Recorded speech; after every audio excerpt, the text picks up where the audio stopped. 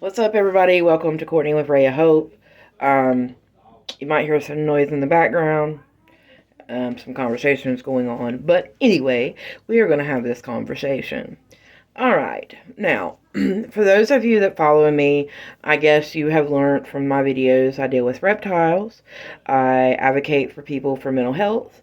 I help advocate for people that need addiction treatment. And I'm a big supporter of Matt.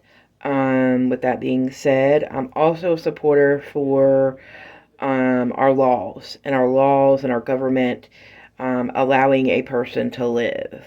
And I want to get your thoughts on something, okay? Say you live out in the country, okay? You've lost your license, okay?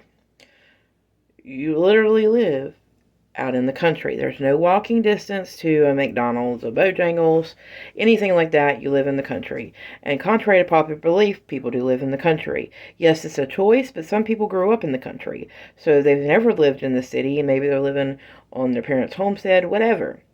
But as I was thinking, we live in a modern day society where public transportation does not run everywhere. Okay? Public transportation runs in the city. It does not run in the county to help people get back and forth, to go to DSS, to go anywhere, to get anything done. Public transportation does not run out here. Point blank, end of discussion. So, therefore, is one without a driver's license supposed to just sit at home and not do nothing and be just a dot? Do we not want them to be a productive member of society? Why should a piece of plastic hold somebody back from driving to go work and be able to pay their bills? It makes no sense to me. Now, I do understand the concept of having insurance. Okay? I do understand that fact. People get into accidents all day. But to literally drive a car, it doesn't take a rocket science to drive a car. Okay? It's not a matter whether people want to drive. We have to drive. Are you going to get anywhere if you don't drive? You're not. So therefore, people have to drive to be able to go to the doctor, to be able to go get help with food stamps. And if you live in the country, you gotta drive. Because public transportation is not going to come pick you up out here. And there's no such thing as Uber. There's no such thing as Lyft. The only Lyft you got is your 2 feet if you just so desperately need to go to the store. And for me, it takes an hour and a half just to walk to the nearest Dollar General. So keep that in mind. So there are people that live in the country that, have maybe lost their license, never got their license. But why does our government require us to have a piece of plastic to drive a car, to be able to afford to provide for ourselves, to pay rent, to pay whatever it may be? Do you realize how many people that are unemployed because they don't have a license, and every time they go out to drive, they can be insured all day long? They can have insurance and pay their insurance and not have that piece of plastic and get a ticket. And do you realize that in some states you can go to prison for 5 years for not having a piece of plastic? But we have pedophiles out here walking the streets. And we have dope dealers out here killing people. But yet somebody that's willing to get up and go to work that doesn't have a piece of plastic, because heaven forbid they went 10 miles over the speed limit, or heaven forbid they forgot to pay a parking ticket, or heaven forbid, we're taxed at every angle. Our money is taxed multiple times. Any way our government can get money off of us, they are making money off of us, legitimately. Like, why should a speeding ticket cost $350? Who did you hurt? Yes, I get it prevents wrecks and speeding prevents wrecks, but in all true reality, who did it hurt? Nobody. The government does that to have a revenue of money to help pay for the roads. It is not A piece of plastic doesn't stop you from hitting somebody. A piece of plastic doesn't stop you from, I don't know, having a wreck. It doesn't stop you from anything. It's just a little piece of paper, a little piece of plastic that you got to pay for. Why? Don't we pay for enough? I don't know about y'all, but they tax the ever living shit out of my They tax the ever living shit out of everybody I know. So, excuse me, why do I gotta pay to drive too? Like, I'm paying $1,200 a month in rent. I'm paying $1,000 a month in insurance. I gotta pay groceries, and groceries through the roof. If you went to the grocery store here lately, I don't know about you, but groceries have went through the roof. And to me, getting a speeding ticket is stupid. Yes, speed kill. Yeah, I get it, but come on, you pay your insurance. That piece of plastic, like I said, ain't gonna stop you from nothing. And people, and it's not, and public transportation does not run everywhere. Now, if public transportation ran everywhere, and public transportation could pick somebody up out in the country and get them to work, I would be all for it. I don't care if it took 5 hours if you had to use public transportation. If it was there, I would be fine. And I wouldn't say that, we shouldn't pay for the piece of plastic. But public transportation doesn't run everywhere. Don't. So what are the people supposed to do? You want them to be food stamp eating munchies? You want them to do all that? Would you rather them live off the taxes that you pay as a tax-paying citizen? No, you would rather them work. And people that get out of prison, people that are barely making it by, or people that, money adds up, why should we be taxed? And things cost at every turn. Every turn. Some government rule or some government law is in place to make us keep squeezing and pushing out. And I'm sorry, we ain't getting in. All these corporations are making trillions and billions of dollars, and the average American citizen that works a 40-plus hour work week can't even make ends meet anymore.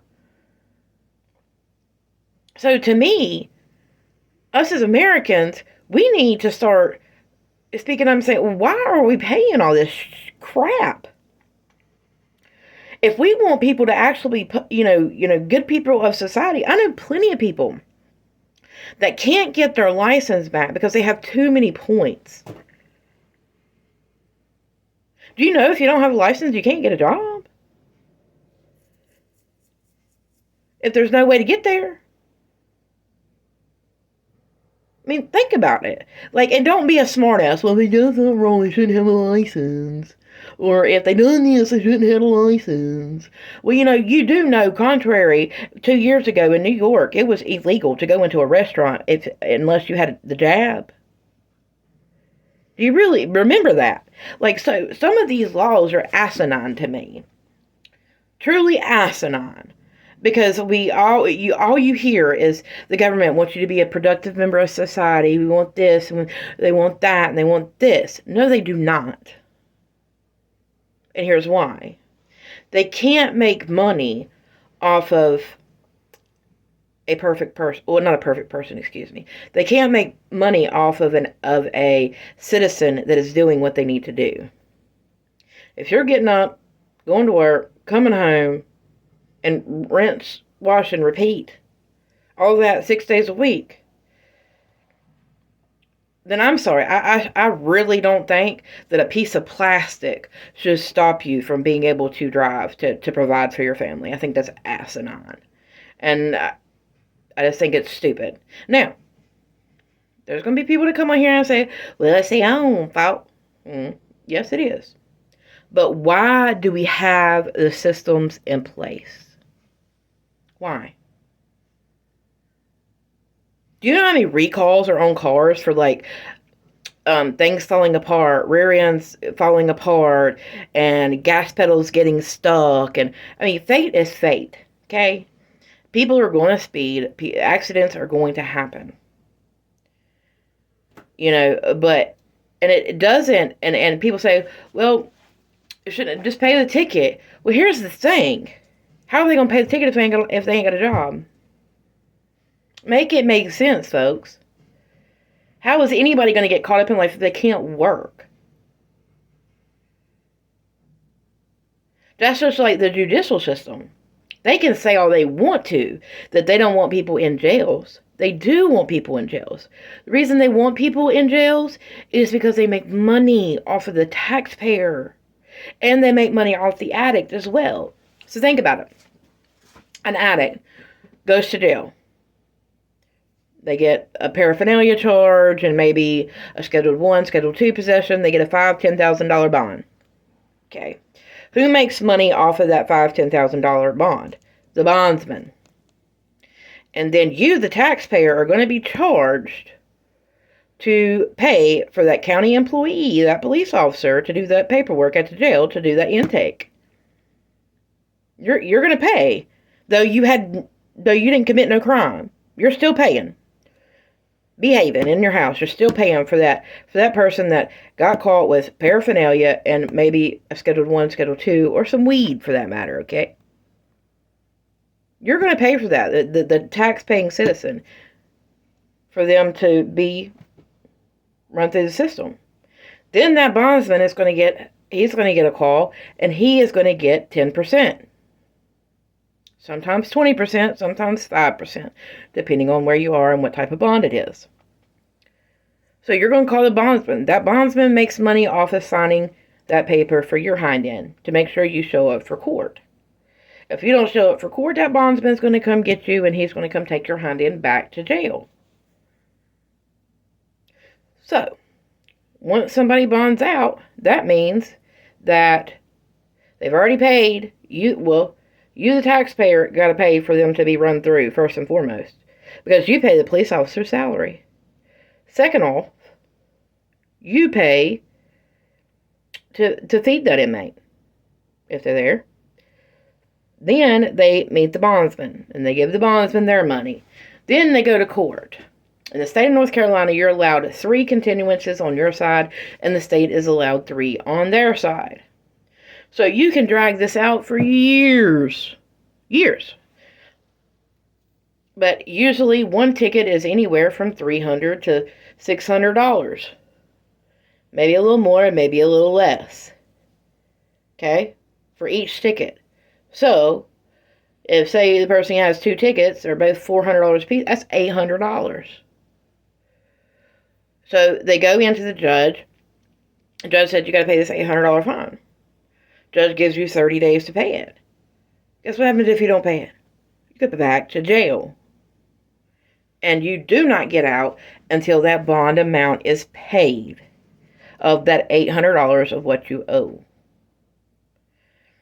Now, you as a taxpayer are going to pay again for them to sit there in jail. And in the state of North Carolina, we pay in a range from $40,000 a year to $50,000 a year per inmate. Most of these inmates that are in our local county jails are dope fiend larcenies or driving without a license charge. So you the taxpayer, are paying $45,000 a year per inmate for somebody that drove without a license. That's what jail's for. Do you know in North Carolina that you go to jail for driving without a license?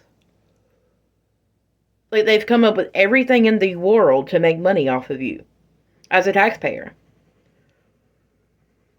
And when they get one taxpayer, most junkies, contrary to popular belief, like to work and like to have money to support their habit. Now, some of them do not once they become homeless, 9 times out of 10. But, junkies like to make money to support their habit. And at the end of the day, I would rather them be like, okay, this is what you have to do. You have to have a job, and we're going to help you with free services to get clean. We're not going to make you sit in a jail cell for 23 and 1, 24 lockdown, whatever it may be, whatever. To me, that's a waste of time and a waste of taxpayer money. We're not solving a thing, making them sit there doing nothing, twiddling their thumbs. Idle hands are the devil's advocate, and mental health plays a crucial role in people reoffending. Does. You can sit here and say all day long, addiction's a choice. Yes, it is a choice, but a lot of people, were prescribed ADHD meds as children and were given it because their parents were told by that doctor that's what they need to have to be able to focus, be able to function. And then they reached 18 and they had no clue what it is to be a normal individual, to not live without that meds because they don't have insurance no more. Mommy and daddy can't pay for it and they don't qualify for Medicaid. And meth is one molecule off of Adderall.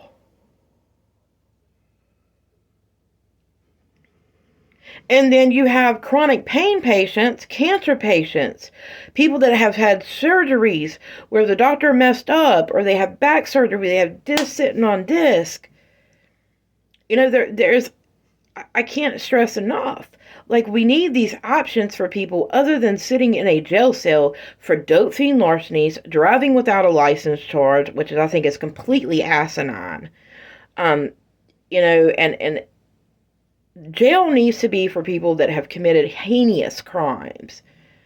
Sex with a minor, drug trafficking, killing somebody, mutilating somebody, assault. Now, I do agree that there are cases where they need to sit a minute, but we have to offer the ability for them to get better. If we don't offer the addict or the mental health patient or whatever it may be, if we don't offer that help, you're creating a worse individual. And most of the time, when you go in jail and come out of jail, or go in jail and come out of prison, you're a lot worse a person up here, mentally. You think you're better because you know how it is now to live in jail and prison, and that's not how it is out here in everyday society. It's not. The way they live in jail and in prison is not the way they live on the outside. And a lot of prison inmates that have come out, it is very hard for them to do the reentry process. Very hard. That's why, as taxpayers, you need to say, you know what, I'm done doing it the judicial system's way. It has failed for years and years and years and years. It hasn't fixed a thing. And the money is just going into politicians' pockets left and right because they want them to continue to reoffend because they get money at both directions. Now, I have an idea for a community center. Now, this community center would be in like a big, an old abandoned building, or we build things to where it has different floors to be able to help people. Okay? Where they can come in, walk through that door and say, hey, I need help with my mental health.